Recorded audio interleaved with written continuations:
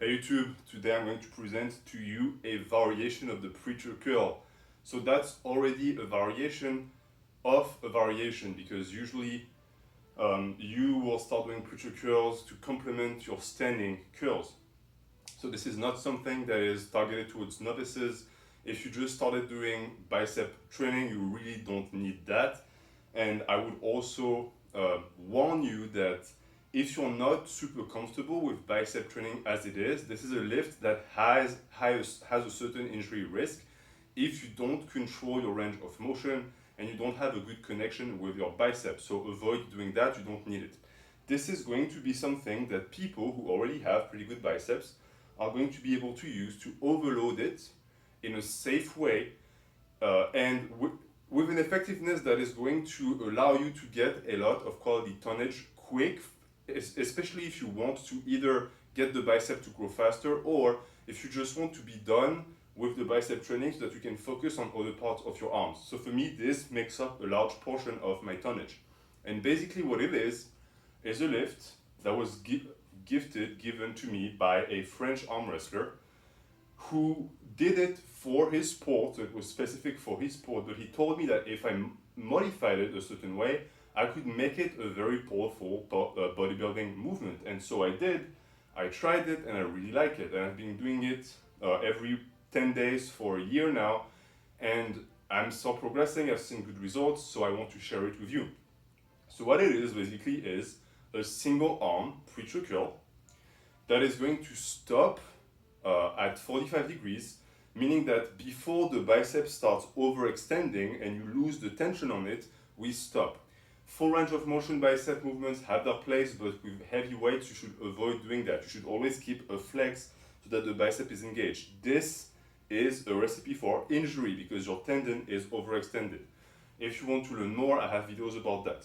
So about the lift, as I said, single arm preacher curl, and the goal of this is going to focus on the negative and then get the positive up with the other arm. So what you're going to do is you're going to slowly go down with one arm and the other hand is going to catch it up. Why? Because you're going to do it with super maximal weight. And because you're stronger on the negative, you're going to be able to let that bicep stretch and handle that weight. And when you reach that angle, you're going to bring it up. And for safety measures, you are going to always keep your other end underneath the other one. You're not going to use it for the negative, but it's going to be there. Why? Because if you go down, right, and you are right at that angle and something goes wrong, let's say you go with the other hand, you slip, you push yourself, or you don't catch yourself in time and you overextend, you're going to tear something. That's not the goal. So the hand stays there.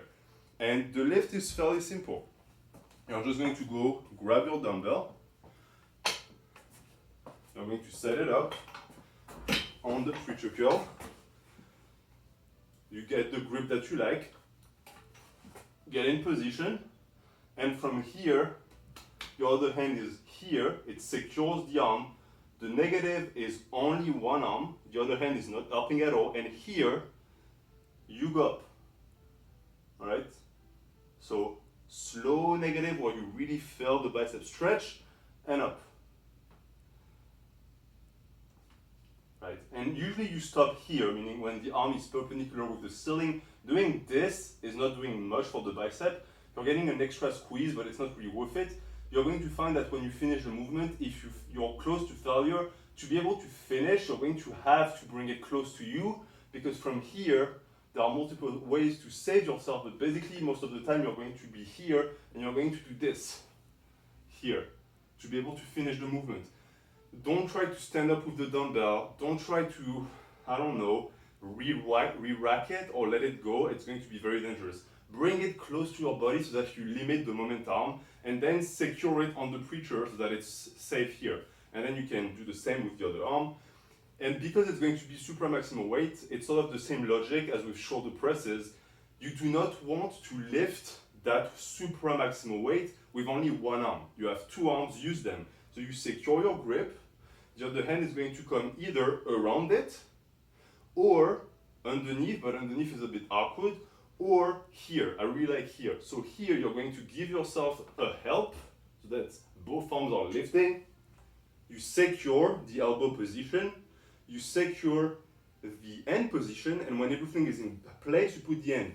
What I suggest you do if you want to engage more forearm, you need to rotate the wrist inside as you go down. So as you go down, you can see I'm rotating the wrist inside and supinating the wrist, and I come back up. As you come back up, you should tilt the wrist back up so that the bar still sits in your palm, because the risk, if you keep it supinated, is that it might roll towards you.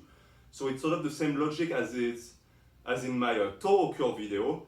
As you go down, you are naturally going to engage the wrist, right? And as I go up, I let the wrist tilt back up. And when I'm done, boom, secure on the preacher curl. It's not going to go anywhere. That way you can safely get up with it in your hand, all right? And you can get it back down, okay? And that lift, I personally like to do it in lower rep ranges. And by lower, I mean usually 3 to 7 reps, and usually for 3 to 4 sets. The reason why is because you're going to feel with this that mechanical failure is going to play a role. Your ability to supinate the wrist might fail, and once that fails, your ability to curl is going to be gone. So that's one thing. And once that's gone, it's gone. So be careful with that, because here, this is really a bicep and inner forearm movement. So you're going to be able to push it. You'll see that it's fairly safe. Now, when you start doing it, start with a weight you can curl on a preacher curl strict. It's an advice I give all the time. This is an overloading movement, but overloading movements should be introduced in the program safely within an environment that you are in control. And then you're going to load the weight, and it's going to teach you how that lift really works, how it feels on the bicep. This period of in a sense, these tryouts are going to also help you understand the angle you should go to, your grip, etc., and if the lift is right for you, because not every lift is going to be right for you. So now that that's said, I'm going to leave you with this. In the comments, if you have any questions, let me know. If you want to know the dumbbells I'm using, I made a review in the home gym information playlist. So that's that. Thank you for watching, and have a good day.